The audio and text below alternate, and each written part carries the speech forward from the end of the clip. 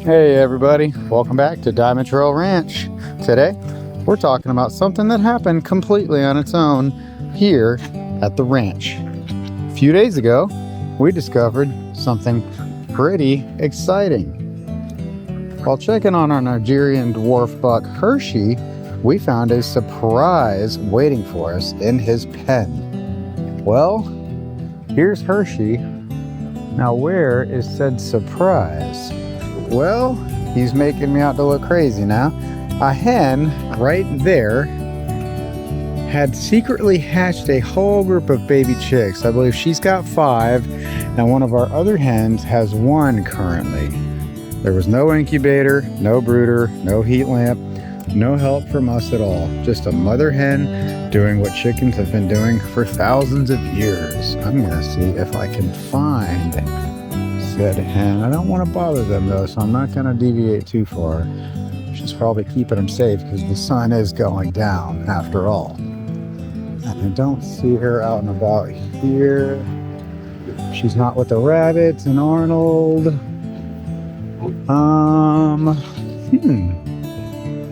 You know, she's doing a good job. She's keeping them safe. That's what she's doing. That's okay. I'll still talk about it. And it's God's miracle, guys. It got me thinking about one of the most common questions people ask. Are chicks raised by their mother any different from chicks that are raised in the brooder? I believe we got one in here that's still doing it. Yeah, we do. She actually has a couple under her. I'm not going to pick her up and mess with her. But you can see, you see it, guys? You can hear them. She's got a couple under her as well. So it's a beautiful thing. This isn't the same hen that I'm talking about, but it's the same premise, right? It's a mother with her babies doing what God intended. The answer is yes, they are different. Today we're going to show you right there. And if the other ones do happen to come out, cool, that's awesome.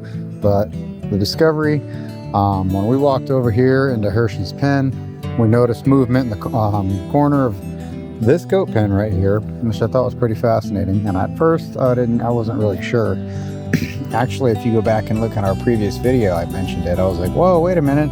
I said, there's a baby with her mama. And then several other babies. It was very cool. The fluffy little heads started popping up, brand new baby chicks. And apparently that hen had decided Hershey's pen was the perfect place to disappear for a few weeks and start a family. This pen right here is actually Minnie's, which is our cow. She's a mini zebu. She's out in the yard right now over there doing her thing. She did a pretty good job, I'd say, of keeping it a secret. And she's actually doing a fantastic job of protecting her babies right now because I don't even know where they are, which is great. One thing that surprises a lot of people is how little help a mother hen actually needs. Most of us think of baby chicks and, immediately we just think of the brooder, right? Immediately, like right out the door. You think of your heat lamps, thermometers, your feeders, your waters, that constant monitoring, right? A mother hen handles most of that very well by herself. It's a beautiful thing, really, because she's going to provide that heat, that protection. You know, she teaches them where food is. She knows where everything is. We free range with our birds, so they just know, you know what I mean? Like all of our birds. We actually have several other succession chicks. I'm not going to go down that way because she's not down there. If she had gone anywhere with them, I think it most likely would have been over here by the big goat pen on the other side. But anyway, she knows what she's doing. It's beautiful. She might even be showing them where the water is, you know, because, you know, they get thirsty. You know, what she's doing, she's teaching the chickens how to be chickens, am I right? One thing I noticed over the years is that hen-raised chicks tend to be a lot smarter in some ways than brooder-raised chicks. Let me know in the comment section below. Have you dealt with some brooder hen chicks that haven't been the brightest hen in the pen? I'm telling you. That's not scientific. That's just my observation, alright? These chicks learn immediately how to scratch for food right out the gate. I mean, they were born outside. That's what they're doing. They learn how to forage as free-range birds, right? They learn how to react to those warning calls. Roosters, right? You familiar with the roosters doing that? Mom teaches them everything. The downside is that they usually aren't nearly as tame, let's be honest. They're not getting that interaction with people. Brooder-raised chicks spend a lot of time around humans, and many are actually handled daily. Especially if you're picking up eggs, you might have to pick up your hens in their coop, right? You got to pick them up, scoop up the eggs underneath, and you set them back down on their eggs. That's how she goes, right? Some become lap chickens. I'm sure you've seen that on social media, right? Some of the chickens that people have in their houses. I've seen some videos of people with roosters that are in the house and they run over to the sleeping dad and he's, woken up by the rooster. Kind of looking for him as I think here, but I don't see them. It's really cool. Hopefully they're doing all right. Some follow their owners around the yard. Ours do around feeding time. Why I thought about that. Mother-raised chicks, or you see people completely different. They learn from mom, right? It's like people. Mom generally thinks humans are suspicious in that situation. So these chicks often grow more independent, a little more cautious people. Brings us to another question. Are they feral? Okay. No. Feral's not the correct word. They're still domesticated chickens. They're still backyard chickens. They're being raised on our property. So feral's not the right word. They're still part of our flock. But they often behave much more like their wild ancestors than hand-raised chicks. And no, I'm not talking about velociraptors or T-Rexes or any of that, okay? They're alert. They're cautious. They're excellent foragers. They're going to forage even better than our other birds, right?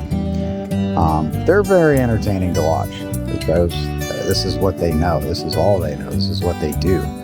So the advantages of letting a hen raise her own chicks, well, simplicity, no electricity, no heat lamp. The state of Florida is a heat lamp, right? This time of year, the hen's doing 90% of the work. No daily brooder cleaning, no constant temperature checks. The mother handles most of the hard work. She just does. A good mother is on top of that predator awareness. She's constantly teaching her chicks how to stay alive. When she gives an alarm call, they're running for cover. When she finds food, they come running. They know. The instincts to them are natural. It's natural. Same thing with the goat births. When you catch a goat birth, when they're on your property and you just missed it, and the baby goat, the kid is already standing up, and you're like, wow, check that out. So it's great. Integration into the flock for the chicks. Many times these chicks grow up in already understanding dynamics. We have hierarchies and clerks. They're raised outside. They're raised around the other birds. The transition into adulthood is very natural for these birds. So now we do obviously need to still provide fresh water, quality chick starter feed. We are going to absolutely protect them from predators. It's what we do, and we're going to give them a safe place to sleep. That's what we do here. Okay, we don't really have a predator problem. I saw a possum in the chick coop yesterday. That's rare, very, very rare here. Saw a turtle the other day. You just don't run into a lot of those kind of issues. So mom is amazing to them, but at the end of the day, she's not invincible, right?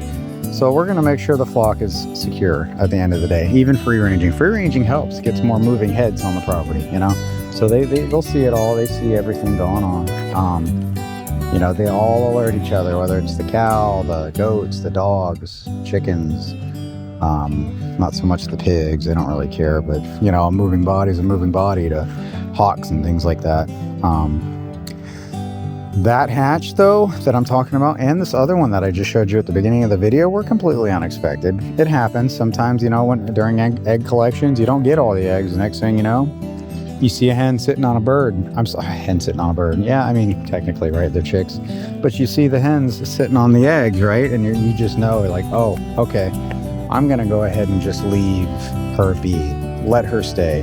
Because honestly, if you didn't see her like that, if you're not 100% certain that she was there yesterday, don't bother. Leave her there. Because sometimes it's some of the best moments on a homestead, That and petting Hera here. She's a pretty girl. She's a pretty goat. There's always something happening, Something new to learn. We learn every day. I'm learning every day. Well, I'm hoping you guys are too. You know, so I want to hear from you guys. Have you ever had a hen disappear and come back with baby chicks? It's really cool. Do you prefer, you know, just raising your own or letting them do it in the backyard like that? Let us know in the comments. And thanks for watching, guys.